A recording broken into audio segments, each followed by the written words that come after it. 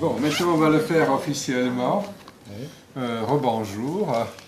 Nous avons un grand plaisir. Ah, je dois parler au micro. Oui, quand même, oui. Vous entendez bien maintenant? Voilà, très bien. Donc, nous avons un grand plaisir de pouvoir saluer aujourd'hui parmi nous Monsieur Mikhail Ustinov de l'Université Sophia Antipolis de Nice. Vous avez tous reçu avec l'invitation le CV de Monsieur Ustinov et vous avez vu là-bas qu'il a fait sa thèse intitulée Bilinguisme d'écriture et autotraduction, Julien Gris, Samuel Beckett et Vladimir Nabokov. Ensuite, vous avez vu les publications, la liste des publications majeures, très intéressant, bilinguisme d'écriture et autotraduction. Julien Gris, Samuel Beckett, Vladimir Nabokov, c'est la thèse publiée en 2001. Ensuite, le livre dans la collection Que sais-je, la traduction. Ensuite, traduction et mondialisation en 2 volumes. Et traduire et communiquer à l'heure de la mondialisation. Vous pouvez deviner facilement qu'il s'agit de quelqu'un qui s'occupe de la traductologie, cette discipline qui se développe depuis une quarantaine d'années. Nous sommes un petit peu en retard ici, mais on fait nos efforts pour développer cette discipline le mieux possible. Encore une correction. Une bonne partie de vous a reçu une invitation sur laquelle vous avez eu le titre erroné. À la traduction, il était inscrit comme titre de cette intervention, la traduction des images. Il ne s'agit pas de la traduction des images, mais de la traduction des imaginaires. Il y a une différence entre les images et l'imaginaire. L'imaginaire, c'est un système de croyances, de symboles, de connaissances que les individus d'un groupe social ou d'une société développent pour pouvoir appréhender le monde. Voilà. Mais c'est M. Ustinov, ici, qui va vous expliquer ces termes lui-même. Voilà, donc j'espère que tout le monde m'entend bien quand je parle dans le micro comme ça. Voilà. Donc J'espère que oui. Oui, c'est bon, tout le monde m'entend. Voilà, bon. La cabine. Cabine. Voilà, très bien. Bon. Alors, bien entendu, je commencerai par vous remercier tous ceux qui sont là parmi nous et ceux qui m'ont invité donc à donner une conférence à Novi Sad. Je commencerai par dire que c'est ma première fois que je suis en Serbie, donc aussi la première fois à Novi Sad, que je suis donc arrivé en Serbie mardi soir et j'ai donné une conférence hier à Belgrade, donc à l'Institut. C'était une conférence organisée à la fois par l'Institut français, bien sûr les organisateurs serbes, ça va de soi, et également donc l'Institut italien. Voilà. Et donc comme ici je peux m'exprimer en français directement, si je puis dire. Donc, à l'Institut italien, il n'y avait pas la possibilité de s'exprimer en français, même alors que j'étais invité par l'Institut français. Donc, j'ai fait ma communication en anglais, mais en fait en plusieurs langues, comme vous allez vous en apercevoir. J'ai pris la même présentation, mais bien entendu, je ne vais pas faire la même conférence pour des raisons évidentes, ne serait-ce que parce qu'on change de langue et donc d'imaginaire. Voilà, donc... vous voyez derrière moi le titre de cette intervention, à savoir Globalization and the Translation of Imaginaries, et en français, mondialisation et traduction des imaginaires. Ce qui d'ailleurs me permet dès le début de faire une remarque, c'est que le titre contient en fait ce que on peut appeler un intraduisible, au sens que lui donne une philosophe française qui s'appelle Barbara Cassin, avec qui j'ai eu l'occasion de travailler un petit peu, puisqu'on a cité le premier volume qui est paru en 2007 dans la revue Hermès, CNRS Éditions, qui s'intitule Traduction et mondialisation. Il y a notamment un entretien qui est disponible en ligne. D'ailleurs, je fais la promotion du numéro, c'est logique. Un entretien avec Barbara Cassin où justement elle illustre ce concept d'intraduisible, car en 2003, elle a donc dirigé un ouvrage qui d'ailleurs est en train d'être, qui a été traduit dans plusieurs langues, qui s'appelle Vocabulaire européen des philosophies, dictionnaire des intraduisibles, où elle part du principe que, en particulier en philosophie, c'est un dictionnaire qui a été publié conjointement par les éditions du Robert et du Seuil, gros livre, et donc les entrées sont des intraduisibles, c'est-à-dire des mots qu'on n'arrête pas en fait de toujours traduire, parce que tout est traduisible, mais en même temps, d'une langue à l'autre, il y a des différences. Si je prends un exemple en serbe, eh bien, par rapport au russe, par exemple, qui est ma langue paternelle, pesma veut dire aussi bien chanson que poème. Et donc, d'une certaine manière, voilà, un intraduisible, c'est traduisible, bien entendu, il n'y a aucun problème. Dans certains cas, on va traduire par poème, dans d'autres chants, selon le contexte, mais en même temps, il se trouve que le serbe réunit ces deux notions dans un même mot. Alors, transposé à la philosophie, ça donne, en comparant les langues de la philosophie, qui sont diverses et variées, eh bien, chaque langue articule la réalité à sa manière. C'est une hypothèse qui remonte assez loin, donc à Wilhelm von Humboldt, au XIXe siècle notamment, notion de chaque langue, bon, et puis après...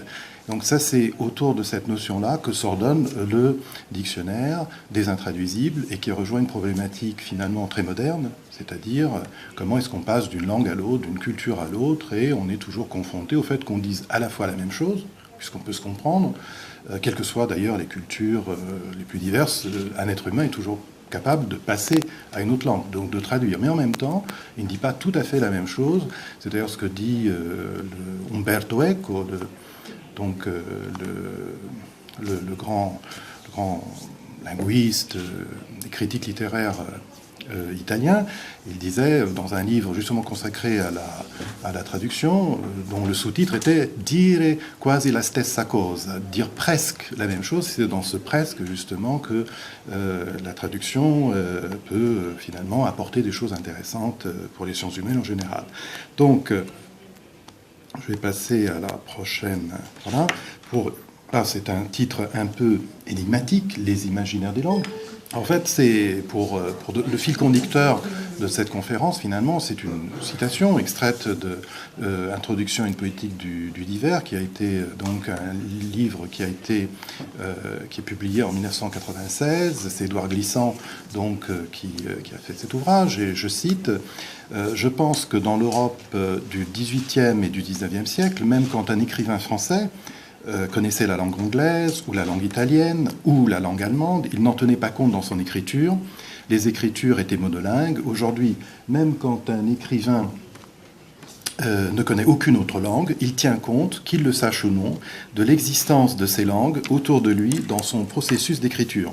On ne peut plus écrire une langue de manière monolingue, on est obligé de tenir compte des imaginaires des langues.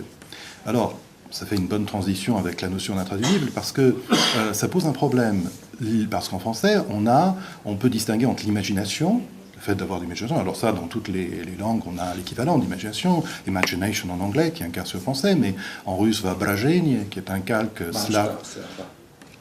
Mashta, voilà, donc voilà, imagination. Mais l'imaginaire, c'est en fait le produit de l'imagination et les représentations dans l'imagination de manière collective. Par exemple, l'imaginaire d'un enfant qui, je ne sais pas, il lit un conte, bien ce conte, il va y avoir des images, des représentations qu'il va avoir en lui.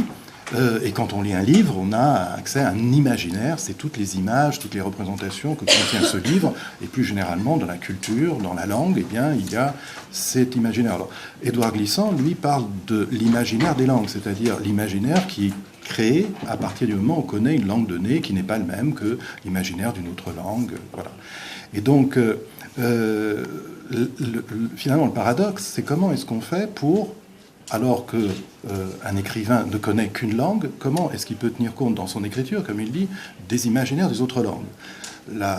alors, une des solutions qui s'impose, c'est la traduction, c'est-à-dire qu'il a accès aux autres langues, aux autres imaginaires des autres langues à travers la traduction. Alors, la traduction, là aussi, c'est un intraduisible. Par exemple, en Grèce, la Grèce classique, dans le dictionnaire que je citais, le dictionnaire des intraduisibles, il se trouve qu'en Grèce, les Grecs n'avaient pas de mots pour traduire. Ils connaissaient d'autres langues, ils étaient au contact d'autres civilisations, les Perses, l'Égypte, mais pour eux, traduire n'avait pas de sens parce que la civilisation s'opposait aux barbares. Les barbares, c'est ceux qui prononcent des sons incompréhensibles. Donc la civilisation, c'était la Grèce. Donc il y avait des traducteurs, des gens qui pouvaient passer d'une langue à l'autre, mais pour eux, traduire, le fait de passer, pour eux, il n'y avait qu'une culture, la grecque, donc ils ne sentaient pas, donc il n'y avait pas de mots pour traduire, même si l'activité existait. Donc la traduction peut se rendre de manière différente, et donc je citerai Roman Jakobson dans Aspect linguistique de la traduction, qu'il a fait en anglais d'ailleurs au départ, et où il distingue 3 formes de traduction, comme vous le savez sans doute. La traduction au sein de sa propre langue, c'est-à-dire la traduction intralinguale, la traduction qu'il appelle proprement dite, pour passer d'une langue à l'autre, ou traduction interlinguale, et enfin la traduction intersémiotique, passage d'un système de signe à l'autre. Par exemple, quand on adapte un roman au cinéma, c'est une forme de traduction intersémiotique. Je fais peut-être un peu vite. Voilà, donc je vais ralentir le rythme. Voilà, on m'a dit qu'à Novi Sad, le rythme était un peu plus lent qu'à Belgrade. Donc je vais prendre peut-être le rythme de Novi Sad. Non, bien sûr. Et ce n'est pas parce que, comme je disais en voiture, c'est pas parce qu'on parle plus lentement, par exemple, qu'on arrive plus lentement, qu'on est forcément plus lent. Et inversement. Voilà. Bon. Donc,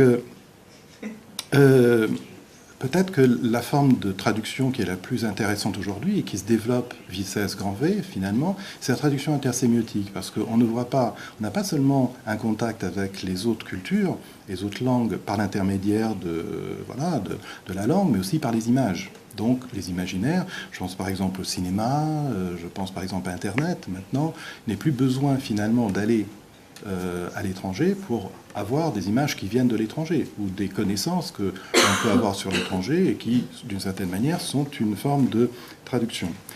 Alors, je vais passer à... Voilà. Non, c'est ça, non, il manque quelque chose. Enfin, bon, si, non. Alors, voilà, je prends un exemple de traduction classique, si je puis dire. Et c'est dans ce... Voilà. J'ai aussi une version bilingue d'un auteur que vous connaissez sans doute, à mon avis. Il était notre doyen. Qui était votre doyen, voilà, donc Milorad Pavic. Et moi, je l'ai en version donc bilingue français-anglais. Et comme la conférence était en anglais, j'ai traduit un petit passage en anglais. Donc, je vais vous lire en anglais la traduction que j'ai faite moi-même, dans un petit passage, pour vous montrer un peu comment ces imaginaires, on peut les trouver dans une seule langue. En l'occurrence, ça peut être la langue de la traduction, même la langue de l'original. Donc, je vous le lis, par exemple, en anglais. Ce qui m'a frappé, c'est que le personnage est grec, Arcadios, il connaît le grec et se met au latin. Donc, il est à cheval maintenant sur l'Orient et l'Occident, le latin, en gros, le cyrillique et le latin, etc. Donc, je trouvais ça intéressant. Et il y a un paradoxe en même temps dans ce passage, donc je vous le lis. Inter os et offa multa accidere possunt, Arcadios read on an oil lamp. To understand the inscription, Arcadios translated it immediately into Greek.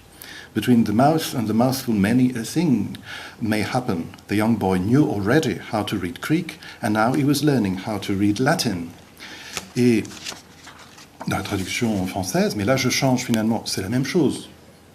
C'est une traduction qui se veut la plus fidèle possible, mais rien qu'en changeant de langue, je change d'univers. Si je lis en français, ça donne « Interos et offa multa accidere possunt » lut Arcadios sur une lampe à huile. Pour comprendre l'inscription, Arcadios la traduisit aussitôt en grec. Entre la bouche et la bouchée, bien des choses peuvent arriver. Or, ce qui est intéressant, c'est que quand Milorad Pavic dit que il l'a traduit aussitôt en grec, on n'a pas le texte grec. Mais, en fait, on a l'impression que c'est du grec, alors que, en l'occurrence, c'est du français. Dans ma traduction, c'est en anglais. Et dans l'original, que je vais vous massacrer avec ma prononciation serbe encore hésitante, ça donne Interos etoffa multa akidere posun, čitavije Arkadije natpisa jedne zemljane svetilke, da bi razumeo šta piše, Arkadije odmah prevede natpis na grčki. Između usta i zalogaja mnogo se šta može dogoditi. Bon, donc, alors, c'est approximatif. Voilà, je vois que vous m'avez écouté poliment, donc ça va. Oui. Et donc, c'est une question qui maintenant, avant, enfin, on m'a parlé de traductologie, le fait que la traductologie est une discipline relativement récente, comme la linguistique d'une certaine manière. La linguistique n'apparaît qu'à la fin du XIXe siècle. La traductologie apparaît au siècle suivant, c'est-à-dire encore à l'âge de pierre, avant Internet, donc vers les années 1970, et puis se développe depuis assez rapidement, notamment dans les pays anglophones.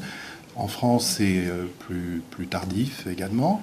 Et donc, il y a notamment, donc, on parle d'école française, et bien, je vais citer Jacques Derrida, qui, dans Détour de Babel, en 1985, dit la chose suivante. Je vous passe l'anglais, mais il a été également traduit en anglais. Donc là, c'est un autre contexte finalement intellectuel.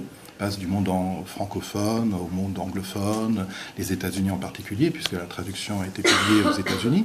Je cite, « On ne devrait jamais passer sous silence la question de la langue dans laquelle se pose la question de la langue et se traduit un discours sur la traduction » qui recoupe un peu la même problématique. C'est-à-dire que quand on est dans une langue, dans une certaine mesure, on est déterminé, notre lecture est guidée, orientée par la langue que l'on parle et derrière la langue, les représentations que cette langue a.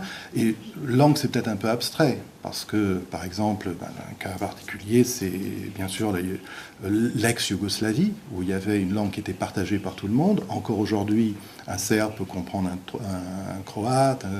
Ouais, c'est une langue commune, mais en même temps avec des différences de plan historique, culturelles, qui ont toujours existé. Donc, même au sein de la même langue, ou des langues très proches, on ne regarde pas nécessairement les choses de la même manière. Si je prends l'exemple de ma langue maternelle, à savoir le portugais, bien, quand on va au Brésil, on est dans une autre culture, mais on partage exactement la même langue. Ou pour prendre l'anglais, le cas de l'anglais, c'était, je ne sais plus si c'est George Bernard Shaw ou Oscar Wilde qui disait America and Britain are divided by the same language. Les États-Unis et la Grande-Bretagne sont séparés par la même langue, et non pas par l'océan, mais par la même langue. Voilà. Donc c'était une manière un peu humoristique de finalement exprimer la même idée. Voilà. J'en viens à là. Voilà. Alors ça c'est une citation de Julien Green.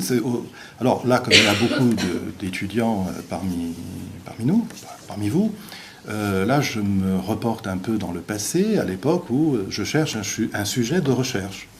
Et donc, au départ, j'aurais aimé faire une recherche sur Nabokov, en fait, ce livre dont j'ai parlé tout à l'heure qui m'avait fasciné. Et finalement, je suis tombé sur un livre de Julien Green, qui s'appelle « Le langage et son double », et c'est un livre bilingue, français-anglais, parce que Julien Green est un écrivain de langue française, mais dont la famille était américaine, vivant à Paris, qui d'ailleurs, au grand malheur de sa mère, parle anglais avec un accent français, et donc il a fallu qu'il retourne aux États-Unis, à Charlottesville, en Caroline du Sud, pour perdre son accent français, alors qu'il est lui-même de parents américains. Et donc, il écrit un livre qui s'appelle « Langage et son double », où justement, il parle alors, je vais le traduire, parce que là, c'est la version anglaise, mais pourquoi pas, je vais le traduire en français. Et ce qui amène finalement, si les langues sont différentes et qu'elles ne disent pas exactement la même chose, se pose la question du paradoxe de la traduction. On dit à la fois la même chose et quelque chose de différent. Et donc, dans le langage et son double, qu'il traduit de manière énigmatique par language and its shadow, ou donc le double qu'il aurait pu traduire en anglais, language as its double, mais il traduit le double par l'ombre, shadow. Et d'ailleurs, de manière aussi énigmatique, il signe Julien Green à la française et Julian Green avec, en changeant le E de Julien en A, et ça suffit pour que ça devienne Julian Green et non plus Julien Green. Donc, je cite, la langue française interprète l'univers d'une certaine manière, la langue anglaise d'une autre. C'est le même univers vu sous différents angles. Ça, c'est effectivement, je vais parler de Wilhelm von Boll tout à l'heure, ça apparaît surtout au XIXe siècle, effectivement, et notamment en Allemagne, pas seulement chez Wilhelm von Boll, mais notamment chez lui. Les romantiques allemands, tout d'un coup, se mettant à traduire massivement au moment où apparaît la littérature allemande moderne. Et donc, ils empruntent beaucoup aux autres langues et ils se rendent compte que finalement, en passant d'une langue à l'autre, ce n'est pas un calque, c'est pas du copier-coller, on apporte quelque chose d'autre et on renouvelle la perspective uniquement en changeant la langue. Wilhelm von Humboldt parlait d'ailleurs de Weltansicht, c'est-à-dire vision du monde, manière de voir le monde à travers la langue. C'est une thèse qui a été ensuite reprise par, qu'on appelle l'hypothèse Sapir-Whorf, Edward Sapir, qui était allemand, qui s'est réfugié aux États-Unis pour fuir le nazisme, qui a donc, avec son élève qui s'appelle Benjamin Lee Whorf, donc ils ont eux aussi donc mis en place cette dite théorie, c'est-à-dire qu'on regarde différemment le monde, notre vision du monde change selon la langue que l'on parle. Voilà, alors il y a plusieurs manières de concevoir ça, et donc en fait Julien Green manifestement reprend cette idée à son compte. Mais le paradoxe, c'est du point de vue, par exemple, de la traduction, donc c'est le deuxième point, je traduis, nous pouvons être raisonnablement certains que si Keats était né français, il aurait écrit un poème appelé Endymion, mais le contenu de ce poème aurait été différent. En d'autres termes, une traduction française d'Endymion, telle que nous la connaissons, ne peut en aucune façon représenter ce que Keats aurait écrit s'il l'avait écrit en français plutôt que au lieu de l'écrire en anglais. Parce que les simples sonorités des mots français auraient suggéré un ensemble d'images complètement différent. En parenthèse, je traduis, donc je ne retrouve pas l'original exactement, mais je traduis le contenu. Donc là aussi, c'est une nouvelle version du texte, simplement parce qu'un traducteur va utiliser des mots qui ne sont pas nécessairement celui du texte original quand on traduit dans l'autre sens. Voilà. Et donc, voilà, la question, c'est de savoir ce qui est perdu ou gagné dans la traduction. Et là, je trouve... Alors là, je cite un auteur anglais, Salman Rushdie, parce que cette citation est très intéressante, parce que là aussi, elle met en lumière un autre intraduisible, qui est celui, justement, de traduction. Il se trouve qu'en français, jusqu'à la Renaissance, le mot pour dire traduction, c'était le même mot qu'en anglais, translation. Et aujourd'hui, en français moderne, la translation, c'est uniquement, c'est réservé à la géométrie, aux sciences, c'est-à-dire la translation, c'est le passage d'un objet A, d'un point A à un point B. Voilà. Alors qu'on a introduit le verbe traduire. Mais il se trouve qu'en anglais, on a les deux sens, c'est-à-dire à la fois le transport, si je puis dire, le transfert, le passage d'un lieu à un autre, translation, et aussi le sens de traduction. C'est d'ailleurs la même chose en russe. Перевод, ça veut dire aussi bien la traduction que le transfert, par exemple, transfert d'argent, etc. Et donc, je vous lis cette citation en anglais. The word translation comes etymologically from the Latin for bearing across. Having been born across the world, we are translated men. It is normally supposed that something always gets lost in translation. I cling obstinately to the notion that something can also be gained. Et ce qui est intéressant, c'est que, bon, on peut le traduire, mais en même temps, ça va être compliqué de traduire « nous sommes des hommes traduits ». Parce que ça n'a pas tout à fait le même sens. Quoique, en français, c'est vrai qu'en un cas très particulier, traduire a le sens de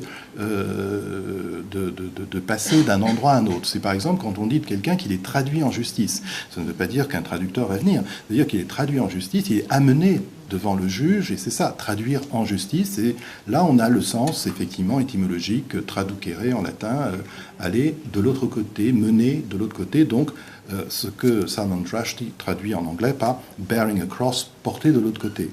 Il y a un deuxième également intraduisible dedans, c'est qu'il utilise having been born, parce qu'il sert évidemment de père, porté, mais c'est également born, c'est, si on retire le E, mais la prononciation ne change rien, c'est le fait d'être né.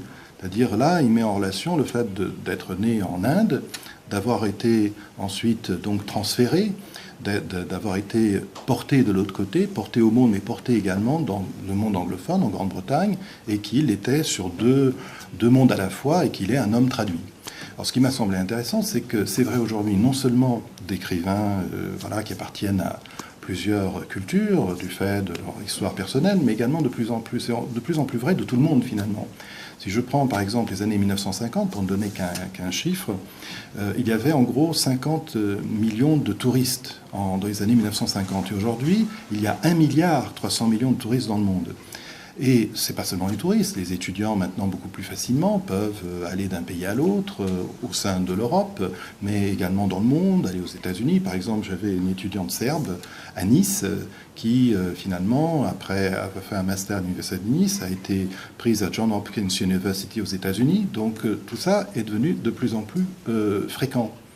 Et donc, du coup, ça pose un problème du point de vue de la mondialisation des imaginaires, si je puis dire. C'est-à-dire que de plus en plus, on est au contact, comme je le disais tout à l'heure, d'autres imaginaires où on est carrément des hommes et des femmes traduits et traduites en ce sens-là. Et ça, c'est tout à fait nouveau et c'est quelque chose qui, évidemment, s'explique du fait de ce qu'on appelle la mondialisation, mais pas seulement la mondialisation des produits, la mondialisation économique, mais ce que Dominique Volton appelle la troisième mondialisation, c'est-à-dire après la mondialisation politique, avec la création des Nations Unies à la suite de la Seconde Guerre mondiale, la mondialisation économique et technologique, celle auquel on pense quand on parle par exemple en anglais de globalization, mais la troisième mondialisation, peut-être la plus importante, c'est la mondialisation culturelle, la mondialisation des cultures, la communication interculturelle qui, elle, est à la fois bien réelle et pose des problèmes peut-être plus aigus que celle des deux premières mondialisations, que ce soit sur le plan politique ou sur le plan économique ou technologique. Et donc se pose une autre question. Alors ça, c'est aussi, l'original, c'est un auteur canadien qui s'appelle Northrop Frye, qui se pose la question, il avait des étudiants qui ne comprenaient pas très bien les références bibliques dans les textes littéraires. Or, qu'on soit athée, croyant ou pas, ou venant d'une autre religion, la littérature de langue anglaise, une grande partie de la littérature de langue anglaise est incompréhensible si on ne voit pas les références aux textes bibliques. Et donc, il avait fait un livre qui s'appelait The Great Code, le Grand Code, c'est-à-dire Grand Code, c'est la Bible et la littérature, et donc la Bible, c'est une traduction. Éventuellement, rares sont les personnes qui arrivent à lire la Bible en hébreu, directement. Bon, Tolstoï l'a fait à 60 ans pour vraiment... Mais bon, en général, on a accès à l'imaginaire de la Bible, quelles que soient les croyances que l'on a, ou même qu'on soit athée. C'est souvent repris d'ailleurs dans les films hollywoodiens, sous une forme ou sous une autre. On a accès à ces imaginaires par l'intermédiaire d'une traduction. Et donc, la question qu'il posait était la suivante, je traduis, à l'évidence, l'un de nos premiers problèmes est de déterminer la réalité positive de la traduction, l'essence ou la force ou le processus que la traduction traduit.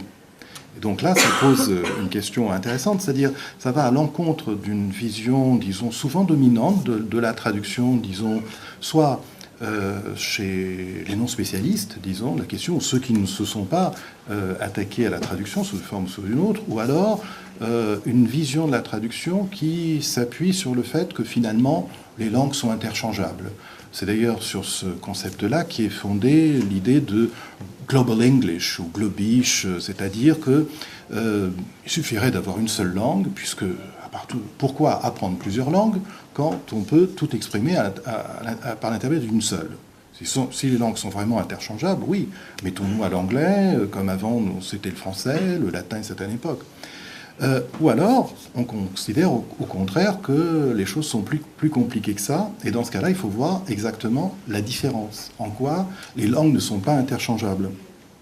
Alors déjà, une réponse très simple à la question. Je ferai une citation de Nelson Mandela qui disait if you talk to someone, if you talk to somebody, if you speak to somebody in a language he understands, you talk to his head. If you speak in his language, you speak to his heart. Donc si on parle à quelqu'un dans une langue qu'il comprend, on parle à sa tête, à son esprit. Si on lui parle dans sa propre langue, on parle à son cœur. Donc déjà, c'est pas indifférent. Donc moi, je suis évidemment plutôt pour qu'on considère, même totalement, comme d'ailleurs Barbara Cassin et beaucoup d'autres, sur le fait que l'anglais, c'est bien, pourquoi pas, mais ça ne suffit pas.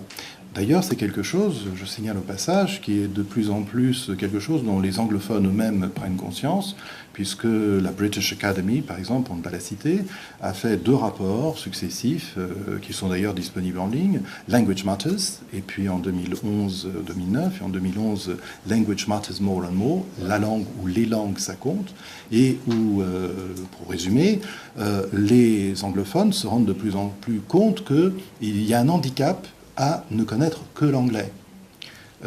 Et donc, il est urgent que les anglophones se mettent aux autres langues, parce que dans le monde d'aujourd'hui, c'est un monde de plus en plus multilingue. Je donnerai qu'un seul exemple à cet égard, c'est Internet. Dans les années 1990, c'est-à-dire au début d'Internet, il y avait des gens qui ont fait des prédictions. Alors, c'est embêtant de faire des prédictions, parce que le futur n'est pas connu et on risque de se tromper. Et beaucoup de gens avaient expliqué que the language of English is the language of the Internet. Bon, donc anglais, c'est la langue d'Internet. Effectivement, à l'époque, 90% des contenus étaient en anglais. Mais en l'espace de 10 ans, de 2000 à 2010 en gros, la part de l'anglais sur Internet est passée de 90% à 27%. 27%. 27%. Et donc, maintenant, il y a moins de gens qui expliquent que l'anglais est la langue d'Internet, tout simplement parce que les chiffres sont là. Pour une raison très simple, c'est qu'à partir du moment où des Américains parlent à des Américains, des Britanniques, etc., la plupart des utilisateurs étaient anglophones. Donc, ils utilisaient l'anglais. Mais à partir du moment où, par exemple, la deuxième langue, actuellement, c'est le chinois. Bon, donc, les Chinois, c'est peut-être bizarre, mais quand ils communiquent entre eux sur Internet, ils utilisent le chinois. C'est bizarre, mais voilà. Et du coup, la part du chinois devient plus importante. De même que là, depuis une vingtaine d'années, il y a ce qu'on appelle les pays émergents, donc qui arrivent. Par exemple, la Chine en fait partie de manière spectaculaire, mais aussi l'Inde, le Brésil. Bien, quand ils vont sur Internet, qu'ils se parlent les uns avec les autres, les Brésiliens, c'est paradoxal, mais c'est comme ça. C'est exprès en portugais. Les Indiens, avec leur langue, ça peut être le hindi, le tamoul, etc. Voilà, et les Chinois en chinois. Donc, du coup, la part de l'anglais diminue nécessairement. Et les Allemands, les Français, etc. Donc, Internet ressemble de plus en plus à notre planète, c'est-à-dire une planète où il y a 7000 langues, en gros, même si les langues les plus représentées, ça représente 200 langues, en gros, sur Wikipédia, mais il y a ce qu'on peut appeler une rebabélisation du monde, et cette rebabélisation du monde est plutôt positive. Alors, du coup, il n'y a pas que les spécialistes des langues qui sont intéressés par ce phénomène, mais notamment les historiens. Par exemple, on m'avait invité à la Sorbonne, donc une collègue qui était historienne, et j'avais des étudiants en histoire devant moi, en master. Et donc cette collègue m'avait dit, voilà, et maintenant Michael Ustinov va nous faire un petit exposé sur la traduction. Donc c'était, puisque j'ai fait le que sais-je sur la traduction, et voilà. Et elle a terminé en disant, voilà, et pour nous, qui sommes spécialistes des transferts culturels, la traduction est une question centrale.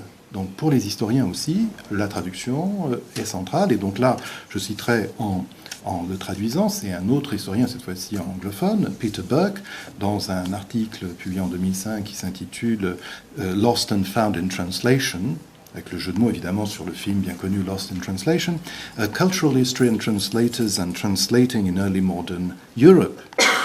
Donc, une autre manière de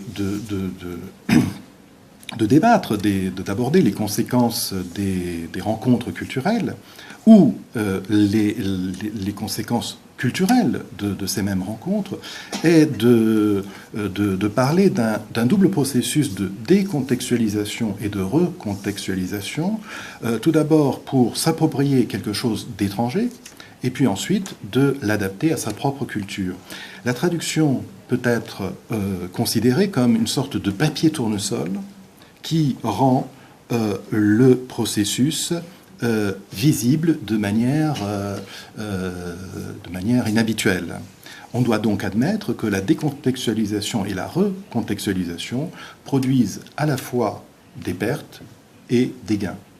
Et c'est très intéressant de voir que tout d'un coup, des personnes pour qui la traduction n'avait pas d'intérêt en soi devient, du fait des transferts culturels et de la mondialisation, un domaine qu'il considère comme central. Ce qui, au passage, me permet de dire que la traductologie, on appelle ça comme ça en français, mais ça va être translation theory, translation studies en anglais, traductologie en italien, etc., est une discipline qui est fondamentalement interdisciplinaire. Du point de vue littéraire, mais également du point de vue culturel. Vous voyez, donc, alors j'ai eu la chance de 2011 à 2013 d'avoir été envoyé ce qu'on appelle en délégation au CNRS, au Centre national de la recherche scientifique, très précisément à l'ISCC, c'est-à-dire l'Institut des sciences de la communication sciences de la communication du CNRS.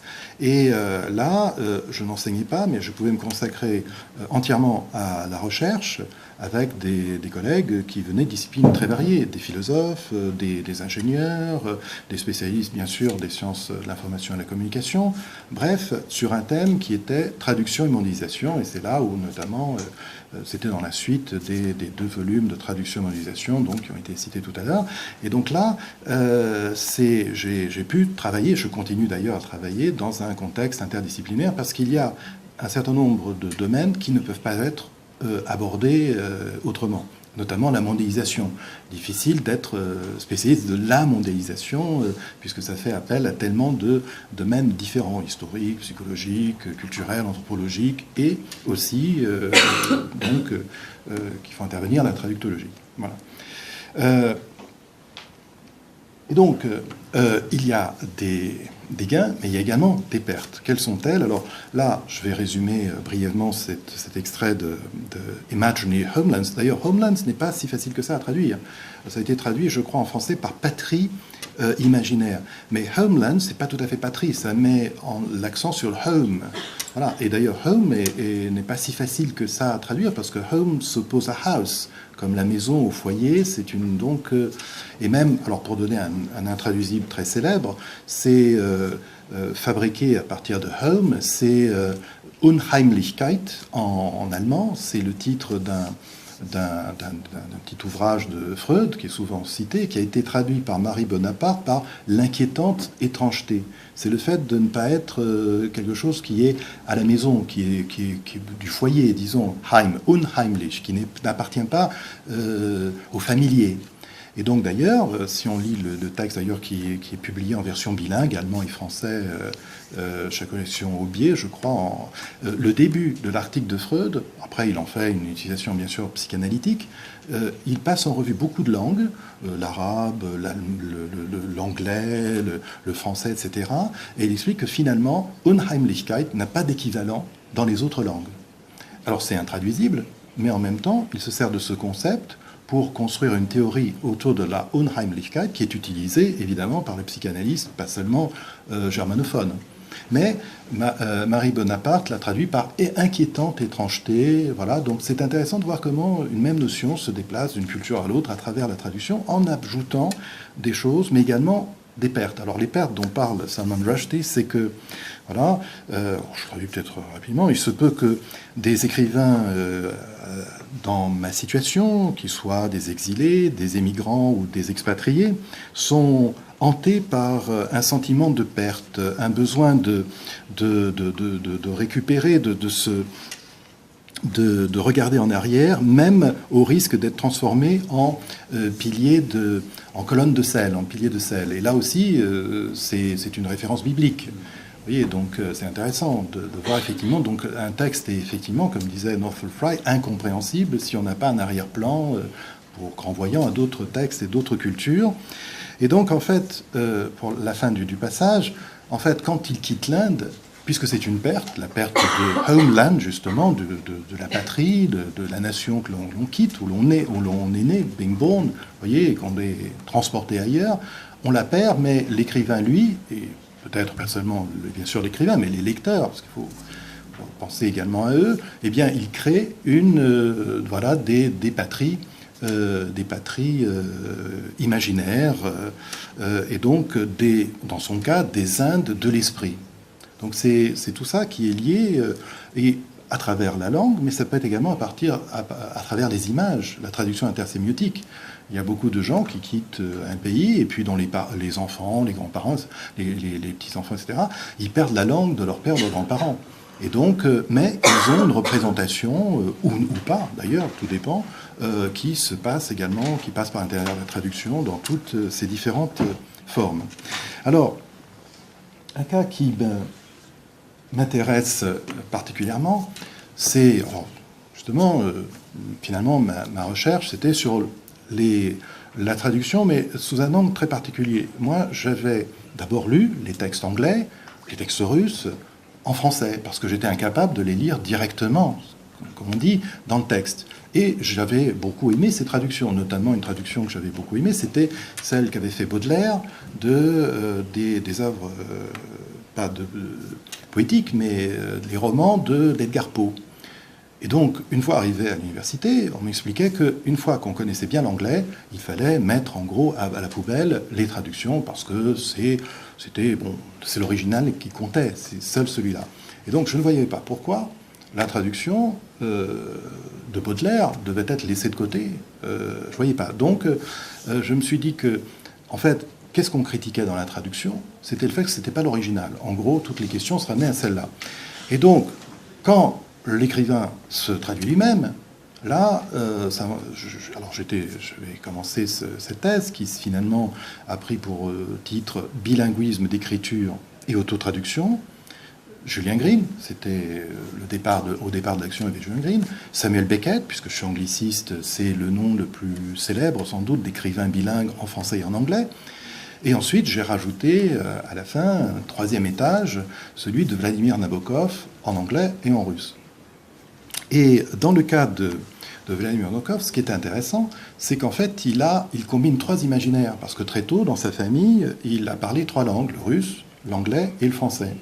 Et voilà ce qu'il disait lui-même, et lui aussi a eu le sentiment de la perte comme Salman Rushdie, puisque à l'issue de la révolution russe, il est parti de Russie, c'est un expatrié, c'est même un apatride, puisque pendant un certain temps, les Russes blancs, comme on les appelle, n'avaient pas de nationalité, donc ils étaient apatrides.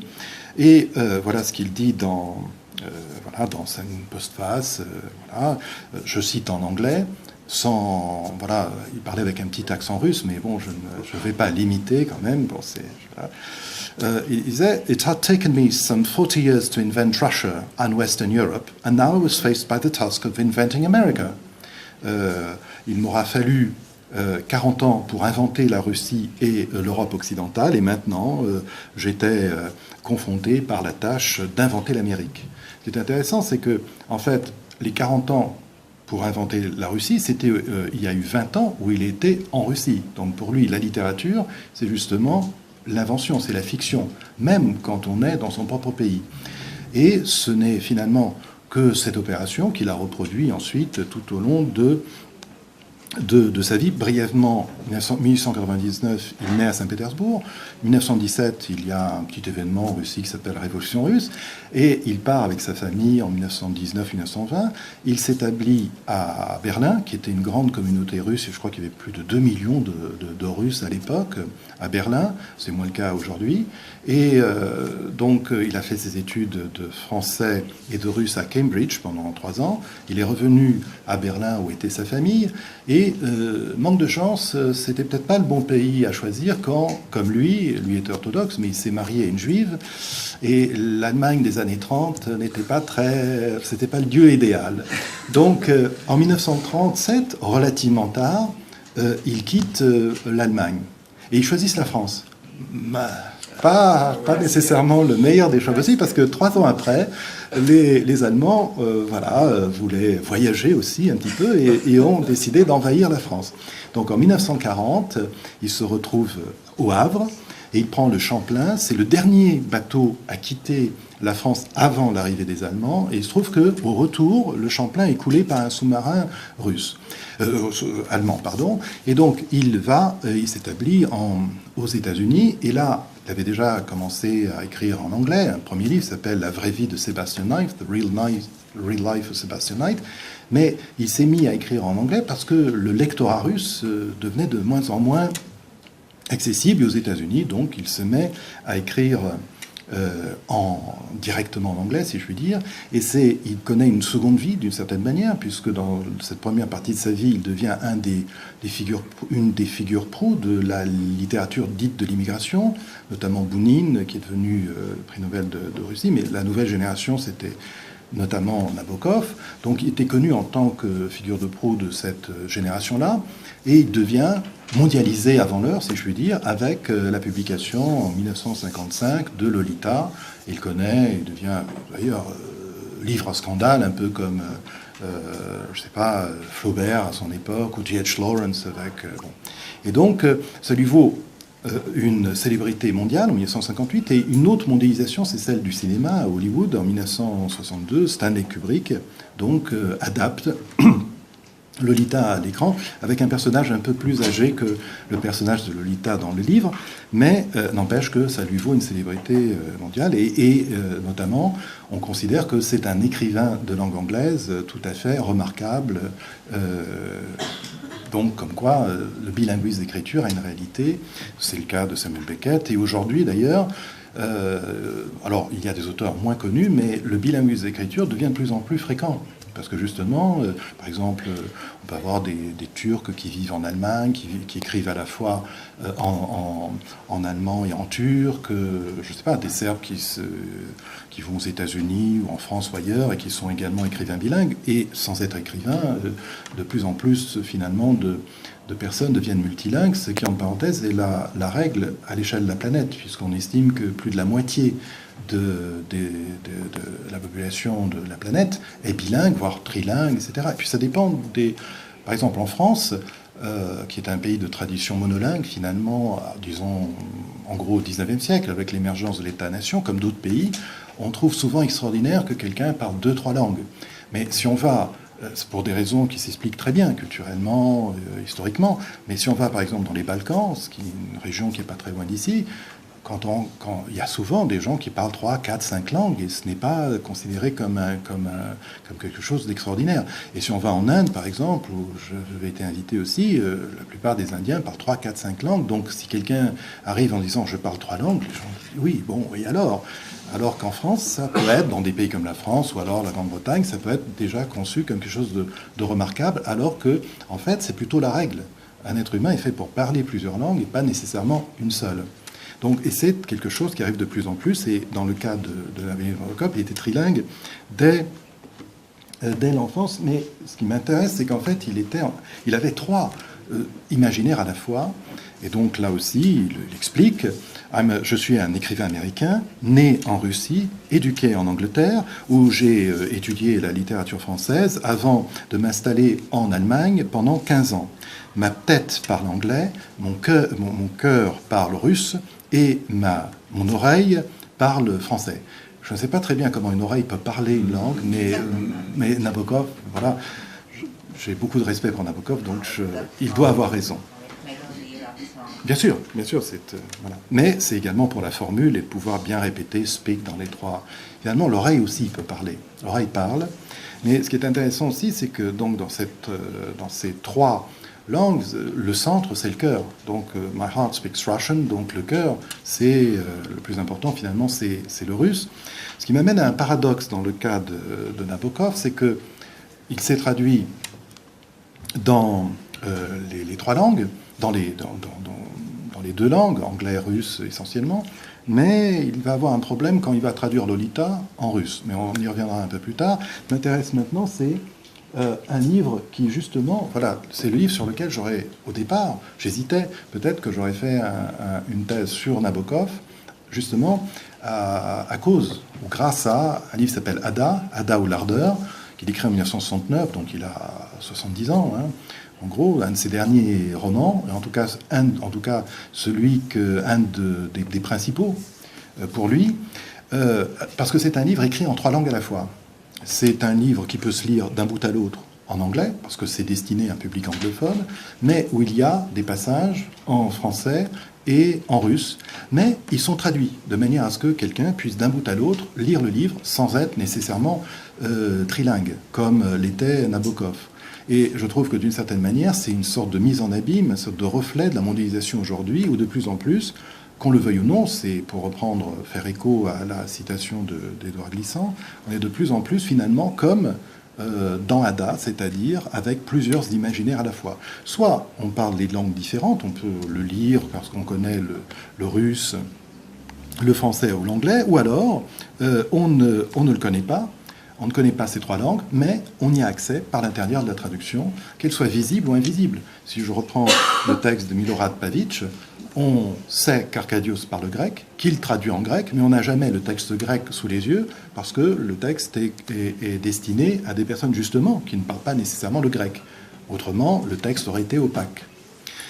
Et donc, ce qui est intéressant, c'est que dans le titre, Ada ou ardeur, ça passe à peu près bien en français, ardeur ou ardeur, en fait, Nabokov crée des connotations, il introduit des nuances différentes, ne serait-ce que dans le mot d'Ada. Ada, c'est donc un prénom féminin, mais il va injecter, si je puis dire, dans Ada un mot russe, que je crois qu'en serbe aussi, l'enfer doit se dire At. Voilà. Bon, et c'est le même. En russe, on prononce le D à la fin se transforme en T, At, pas en serbe, donc on doit dire Ad, mais donc ça marche mieux finalement.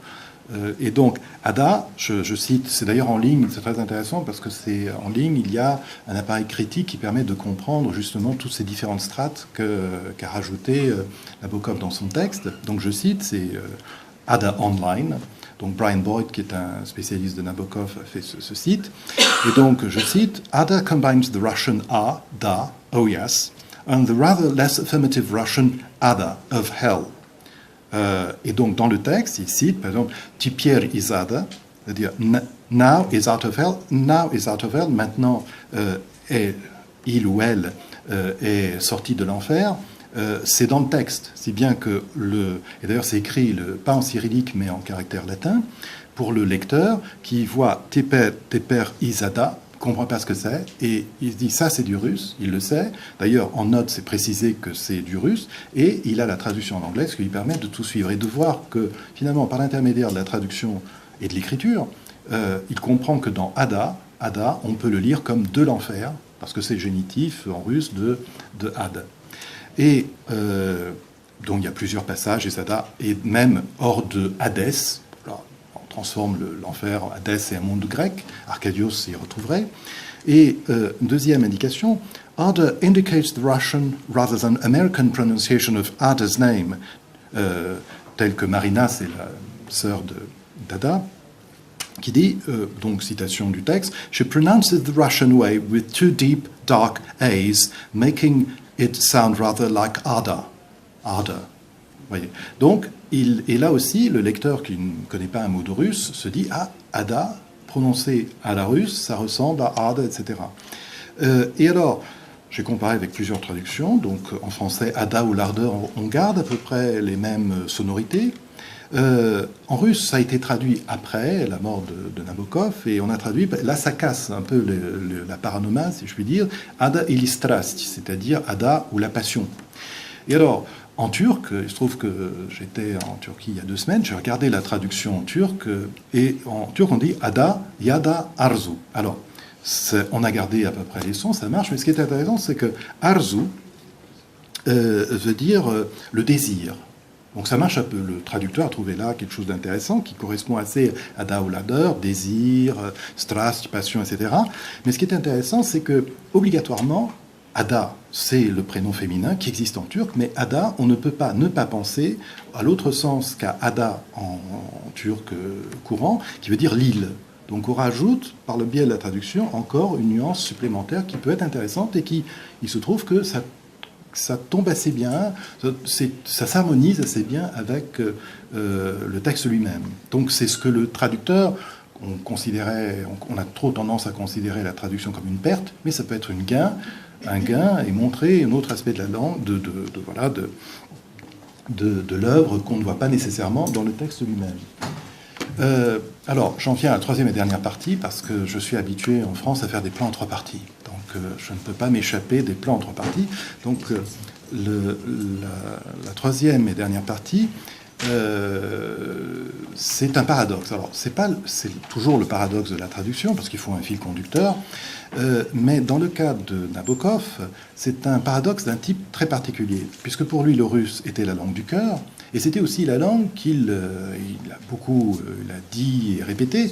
Il considérait que, finalement, l'anglais était une langue d'écriture pour lui de second ordre. Bon, personnellement, j'aimerais bien écrire l'anglais comme Nabokov et pouvoir dire que c'est une écriture de second ordre, mais il voulait dire par là que le russe était sa langue première qu'il n'aurait normalement jamais quittée, et donc il considérait comme supérieure à l'anglais. Or, il se trouve que, alors qu'il s'est abondamment traduit de russe vers l'anglais, une fois qu'il a été célèbre grâce à Lolita, et ces traductions sont considérées comme écrites finalement directement en anglais, si je puis dire. Eh bien, il décide tout d'un coup de traduire Lolita, son œuvre phare à l'époque. On est bien avant Ada, donc, c'est en 1967. Bon, et il décide de le traduire en russe. Or, tout d'un coup, les lecteurs russophones sont pris à contre-pied et beaucoup considèrent que c'est une traduction maladroite. Donc, évidemment, Nabokov en est désappointé, c'est le moins qu'on puisse dire, mais j'ai une vision différente des choses. Enfin, il y a 2 manières de voir les choses. Soit on considère qu'effectivement, Nabokov a mal traduit Lolita en russe, soit, au contraire, on considère qu'il a voulu transposer en russe toute l'évolution du style et la créativité qui le caractérisait en anglais en russe. Et donc, une hypothèse que je faisais, c'était que le lectorat russe n'était pas prêt à ce genre de traduction, c'est-à-dire à cette nouvelle manière de s'exprimer en russe qui était pour le moins inhabituelle. Alors, c'était la question, c'est comme ça que je voyais les choses dans ma recherche, c'est-à-dire dans ma thèse, et il se trouve que j'en ai eu la confirmation en étant invité au musée Nabokov à Saint-Pétersbourg en juillet dernier, qui est la maison des Nabokov, et donc il y a des spécialistes, notamment russophones bien sûr, de Nabokov, et donc j'ai exposé cette hypothèse qui, pour moi, n'était pas sûre, c'était mon point de vue, je le partageais certes, mais je n'étais pas sûr de... C'était un point de vue relativement minoritaire. Et donc, effectivement, beaucoup de ses collègues russophones ont considéré que oui, c'était une interprétation intéressante. Et donc, l'ouvrage sur lequel je m'étais appuyé pour ma thèse, ouvrage remarquable de Jane Grayson qui s'appelle Nabokov Translated, A Comparison of Nabokov's Russian and English Prose. Alors, j'étais d'accord sur tout, je recommanderais ce livre autant de fois qu'il le faudra, parce qu'il est remarquable, il analyse énormément, très très bien, et avec beaucoup de finesse, l'œuvre auto-traduite de Nabokov. Sans cet ouvrage, je ne crois pas que j'aurais pu terminer ma thèse, donc, et je le relis d'ailleurs, mais il y a un point sur lequel je ne pouvais pas être d'accord, c'est justement son interprétation de cette auto-traduction de Nabokov. Je la cite. As for the Russian litter, the style here bears such strong traces of English constructions and that it cannot safely be treated as an autonomous piece of Russian. For this reason, the 2 versions have had to be discounted in the analysis of the development of Nabokov's prose style. quand même assez spectaculaire. Donc, en ce qui concerne la Lolita russe, le style ici porte des traces si fortes de construction anglaise qu'on ne peut pas le considérer comme une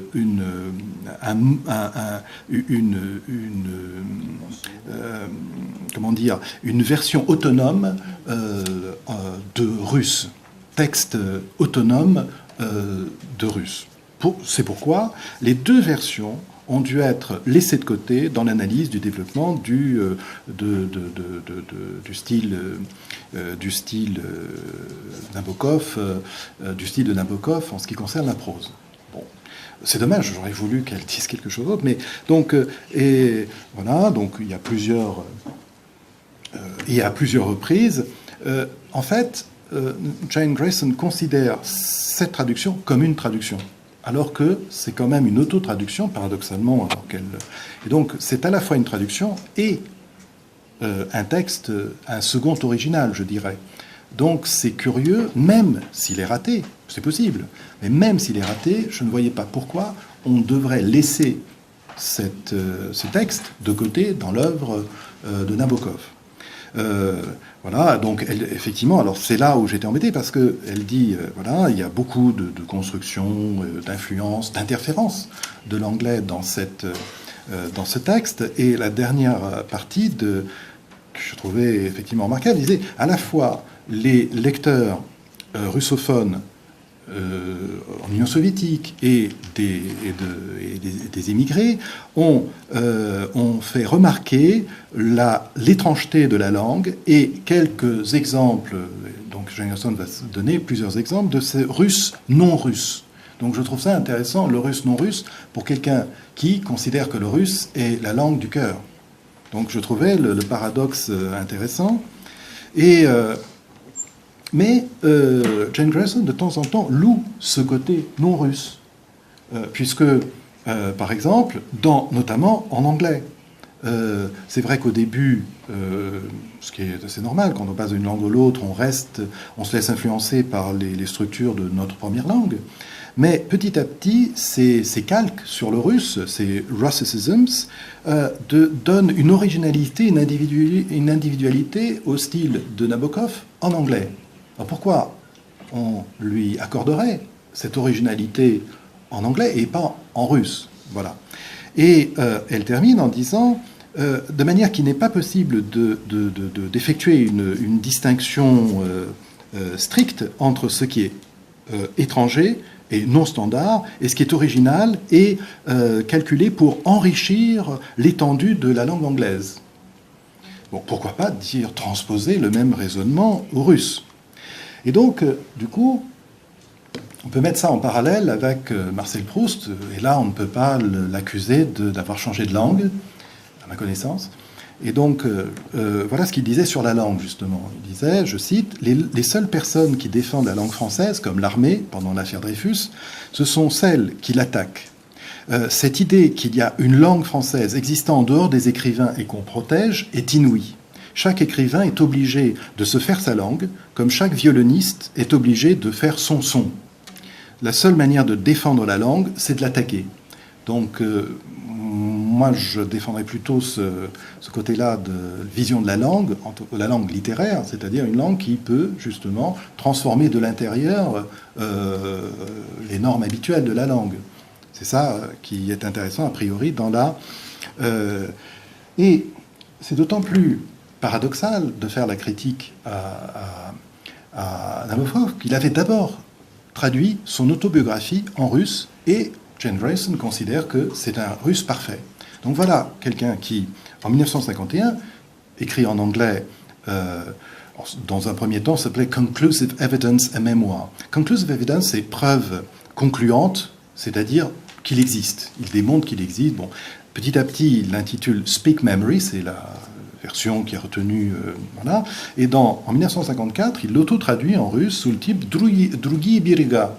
Drugi Biriga, ça veut dire autre rivage. Entre parenthèses, en français, ça a été traduit par autre rivage, mais pas à partir de la version russe, mais à partir de la version anglaise qui s'appelle Speak Memory. Donc c'est intéressant de voir ce paradoxe, un autre. Et enfin, en 1999, On a traduit en russe, mais pas Nabokov qui avait disparu, sous le titre Pamyat Gavali, c'est-à-dire un calque sur Speak Memory en anglais, l'autobiographie qui a été révisée et qui est à plusieurs strates. C'est-à-dire que comme Nabokov, dans un premier quand il écrit en anglais, il s'adresse à un public anglophone, mais il y a des choses qu'il explique à un public anglophone qui ne connaît pas la Russie, qu'il va supprimer quand il l'écrit directement en russe, si je puis dire, dans Drugi et Berega. Et en même temps, il y a pas seulement cette dimension-là, simplement d'adaptation aux personnes, à l'auditoire ou au lectorat, mais aussi, à chaque fois, la mémoire rajoute des strates, et donc il y a plusieurs versions pour l'autobiographie qui se décline finalement en 2 langues et qui sont à la fois, disons, octoriales, c'est l'autotraduction, et allographes, c'est-à-dire faites par quelqu'un d'autre. Et donc là, c'était ce que j'avais, la conclusion, c'est que l'hypothèse, je vais avancer, je travaille sur l'autotraduction, je me traduis moi-même et je vais m'autociter, voilà, très humblement. Donc voilà ce que j'écrivais, je cite. Autrement dit, la réception auprès du public russophone a été l'affaire d'un malentendu, que l'on pourrait exprimer de la manière suivante. L'autotraduction de Nabokov n'a pas été appréhendée en tant que telle, c'est-à-dire en tant que traduction octoriale, mais en tant que traduction allographe, c'est-à-dire faite par quelqu'un d'autre. Ce que le lecteur russophone voulait retrouver, c'était la Lolita américaine, telle qu'un traducteur autre que Nabokov l'aurait réalisée, une Lolita russe cibliste, plutôt, c'est-à-dire écrite directement en russe. Et c'est vrai que quand on lit aujourd'hui la prose russe, c'est vrai que quand on compare avec la Lolita russe, effectivement, il y a des différences. Pas non plus à ce point spectaculaire, c'est écrit en russe, bien sûr, mais c'est vrai qu'il s'écarte finalement de la tradition russe dans cette forme d'écriture, et notamment parce que Lolita est avant tout une œuvre américaine. Et donc, c'est très intéressant à lire sous cet angle-là. Et j'en arrive donc à ma conclusion. J'espère que je n'ai pas été trop long, que je suis dans les temps. Donc, et en même temps, cette conclusion, littéralement, ça veut dire qu'on clôt quelque chose. Mais en fait, c'est plutôt une conclusion qui débouche sur un élargissement, c'est-à-dire sur d'autres questions, bien sûr, enfin, je l'espère. Voilà. Et donc, ça m'a amené finalement, alors c'est le point de vue que j'ai développé donc à Saint-Pétersbourg, hein, et c'est que finalement, et ça boucle la boucle en quelque sorte, on rejoint là la première citation d'Édouard Glissant, c'est qu'on ne peut plus lire, enfin, finalement, aussi bien par son histoire personnelle. Nabokov quitte la Russie, va en Europe, va aux États-Unis, puis ensuite revient en Europe, où il finit, une fois qu'il est célèbre, il s'installe en fait en Suisse. Vous direz pourquoi la Suisse ? Eh bien parce que la Suisse est le pays, non seulement où il pouvait payer moins d'impôts, c'est vrai, mais également parce que la Suisse lui rappelait la Russie de son enfance du point de vue de la géographie, et il ne pouvait pas rentrer en Union soviétique. Donc finalement, la Suisse était une Russie comme Salman Rushdie, une patrie imaginaire. Voilà, donc c'est pour ça une des raisons, sans doute la principale, j'espère en tout cas pour lui, pour laquelle il s'est établi en Russie. Donc aussi bien du point de vue de son histoire personnelle que du point de vue du cheminement de l'œuvre et le fait qu'il ait été traduit dans beaucoup de langues, Nabokov, et également grâce à Lolita, il y a eu une deuxième version de Lolita hollywoodienne, si je puis dire, même si je préfère la première de Stanley Kubrick en 1962. Donc, aussi bien par le parcours de son œuvre, finalement, que son histoire personnelle, il anticipe finalement sur la mondialisation qui est apparue bien après sa mort.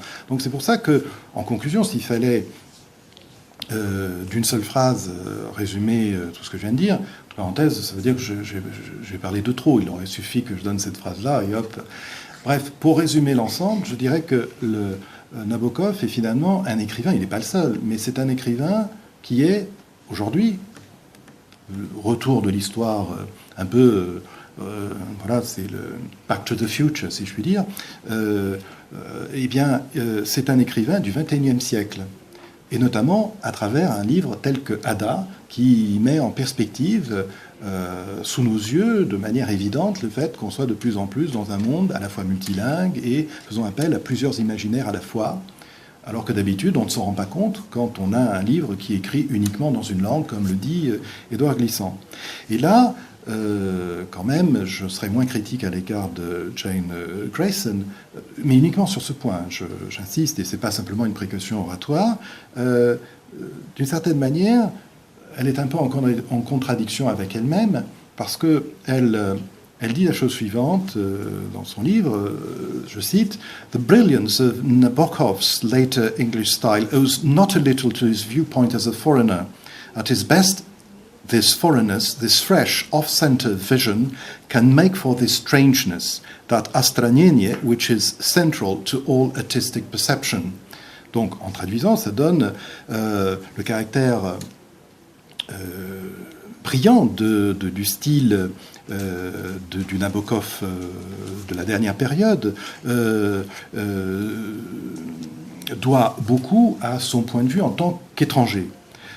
Au mieux, cette étrangeté, cette vision à la fois fraîche et décentrée, peut compenser cette étrangeté, entre guillemets, cette ostranienie, oui, qui est centrale à toute perception artistique. Alors Jane Grayson était spécialiste de littérature russe, donc elle cite Ostranienie. Ostranienie, c'est une référence à Shklovsky, qui était un formaliste russe et qui expliquait que justement, ça rejoint le point de vue de Salman Rushdie aussi, il considérait que et aussi le point de vue développé par Nabokov, qui appartient en gros à la même génération, grosso modo, le fait qu'il a inventé la Russie, etc., c'est la littérature invente le monde, puisque c'est cette étrangeté, stranienie, c'est strana, etc. Donc, étrangement, c'est pas à vous que je vais expliquer ça, évidemment, mais cet effet d'éloignement, d'étrangeté, c'est ça qui constitue donc la perception artistique, l'esthétique de la littérature, qui distingue la littérature de toutes les autres formes de discours, puisque là aussi, Roman Jakobson parlait de la dominante. Donc la dominante, dans toute expression verbale, il y avait plusieurs composantes, et la dominante pour la littérature, c'est une dominante esthétique. Et cette dominante esthétique, c'est le fait de pouvoir créer un monde avec les mots, et donc cet astranienie, cet étrangement, comme on pourrait le traduire en français, ce qui est fait de temps en temps. Et donc ce décentrement de l'écriture, qui paraît relativement peu fréquent pour des écrivains de la génération de Nabokov, devient de plus en plus la règle dans le monde d'aujourd'hui du fait de la mondialisation. Et du coup, j'ai trouvé que cette perspective-là était intéressante comme tremplin pour beaucoup d'autres questions qui ont trait non pas seulement à la littérature, mais la littérature aussi comme elle crée des mondes, c'est une manière d'appréhender le monde plus généralement, et le monde dans lequel on est aujourd'hui, c'est-à-dire celui de la mondialisation. Et là, ça rejoint deux perspectives, celle qui était la mienne initialement, puisque je suis angliciste, formé à l'analyse des textes littéraires de langue anglaise, dont ceux de Vladimir Nabokov. Dans un deuxième temps, du fait que justement, on m'a demandé de faire le que sais-je sur la traduction, qui d'ailleurs a été traduit en plusieurs langues, y compris en portugais, au Brésil, donc ma langue maternelle, en arabe, en japonais, etc. Parenthèse, en japonais, on m'a dit aux presses universitaires de France que d'habitude, on faisait confiance aux traducteurs de japonais. Donc, si vous voulez traduire en japonais, on regardera peut-être moins de trop près vos traductions. Enfin, je ferme là la parenthèse. Donc, de fil en aiguille, et du fait de la mondialisation, et le fait que je parlais de la traduction en général, et pas seulement du français et de l'anglais, eh bien, au CNRS, on est venu me demander de diriger donc le numéro sur traduction et mondialisation, et j'ai découvert un autre monde, si je puis dire, c'est celui de relier la traduction à la mondialisation, et finalement une discipline qui était marginale, périphérique, ou même les langues étrangères en général, se retrouve aujourd'hui, par la force des choses, se retrouve à occuper une place centrale. Et c'est là où, à mon avis, il y a plein de développements intéressants. Et puisque je suis pour la première fois en Serbie, c'est aussi une mise à l'épreuve, si je puis dire, cette perspective-là. Parce que c'est ce que dit Roman Jakobson c'est disponible en ligne aussi, ça s'appelle Early Slavic Paths and Crossroads, littéralement les premiers cheminements, les premiers pas du monde slave. Et donc, il dit que à partir du moment où on parle une langue slave, très vite, on se rend compte de la proximité des autres langues slaves. Et ce fait que les langues soient légèrement différentes, ça peut également renouveler sa vision des choses, parce que c'est à la fois le même monde et c'est un monde différent. Et pour prendre le domaine de la littérature, il cite le cas de Boris Pasternak. Boris Pasternak qui aimait bien lire ses poèmes traduits en tchèque. parce qu'il reconnaissait le même texte, mais il était suffisamment différent pour que ça lui donne une nouvelle lecture, et que cette lecture dans une langue étrangère très proche lui donne soit une source d'inspiration. Je peux donner un deuxième exemple, c'est celui de Goethe, qui, assez vieux, apprend que Gérard de Nerval a traduit son Faust en français. Et dans une lettre à Ackermann, Montagnier lui, il explique qu'il a lu cette traduction en français, lui qui parlait couramment le français dès son plus jeune âge, c'était en gros l'anglais de l'époque, c'était le français si je puis dire, mais plusieurs autres langues. Donc il a lu ça en français, il a dit moi je ne relis jamais mes textes, il détestait se relire lui-même, mais en lisant cette traduction en français, parce qu'il aimait bien le français, tout d'un coup il a dit cette lecture a donné une nouvelle jeunesse au texte, et tout d'un coup il a aimé lire le texte en français, son Faust en français. Et je terminerai sur une citation peut-être de Goethe qui tombe bien, tombe à propos. Il disait « Celui qui ne connaît pas de langue étrangère ne connaît pas la sienne propre ». Alors, il savait de quoi il parlait. Je crois que l'allemand, je crois qu'il connaissait assez bien l'allemand, puisqu'on parle de la langue de Goethe, notamment au Goethe-Institut. Je crois qu'on serait d'accord avec moi, d'une part. Et d'autre part, il voyait l'intérêt d'apprendre une ou des langues étrangères pour mieux voir de l'intérieur le fonctionnement de sa propre langue. Par exemple, le fait qu'en russe, pour dire poème, on n'utilise pas pesme, mais dans pesme, on reconnaît tout de suite piesny, qui veut dire le chant. Donc c'est une manière de revoir les langues que l'on connaît, ou ces langues du cœur, ou de l'esprit, ou peu importe, et ça donne une vision nouvelle de sa propre langue, et donc ça l'enrichit, et c'est ça ce que Antoine Berman appelait finalement l'épreuve de l'étranger. C'est que le fait d'aller vers l'autre nous apprend des choses sur nous-mêmes. Ou alors c'est un peu de manière anecdotique, mais il se trouve que j'ai là un DVD de Première rencontre, Premier contact. Ça a été traduit en français par Premier contact, en anglais Arrival. Et donc c'est une linguiste à qui on fait appel parce que les extraterrestres arrivent, et donc il faut qu'elle décrypte, qu'elle apprenne à traduire la langue des extraterrestres.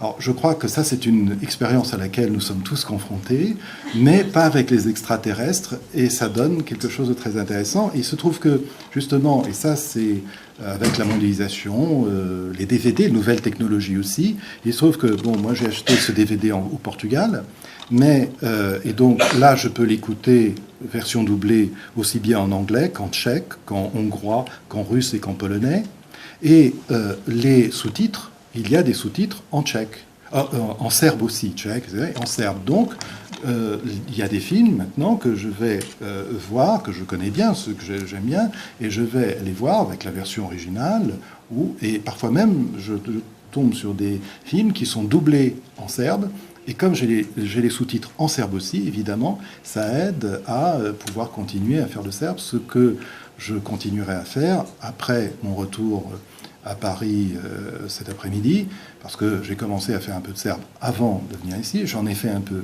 ici, bien sûr, et je continue à en faire, puisque j'ai la chance de parler une langue slave, le russe, qui est un excellent tremplin pour le serbe. Donc pourquoi m'arrêter ?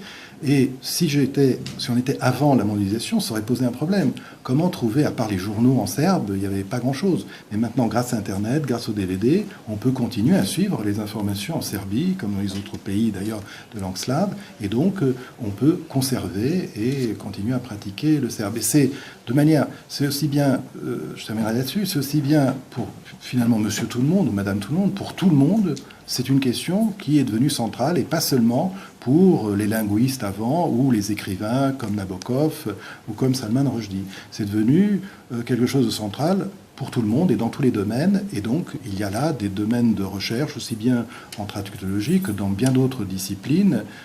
C'est à la fois passionnant et en même temps inquiétant, parce que, sans parler des extraterrestres qui viendront peut-être un jour coloniser notre monde, mais là, tout ce qui est interculturel, ça peut déboucher aussi bien sur la paix que sur la guerre, avec tous les conflits, toutes les sources d'incommunication, comme les appelle Dominique Volton, que le monde contemporain crée. D'où l'importance du traducteur, du médiateur, qui peut passer d'une culture à l'autre, éviter les malentendus et mieux comprendre en tout cas le monde contemporain d'aujourd'hui, qui est sous le signe, pour l'instant, de ce qu'on appelle la mondialisation, et en l'occurrence de la mondialisation des imaginaires. Donc je vais vous dire merci, bien sûr, Ervala van Punom.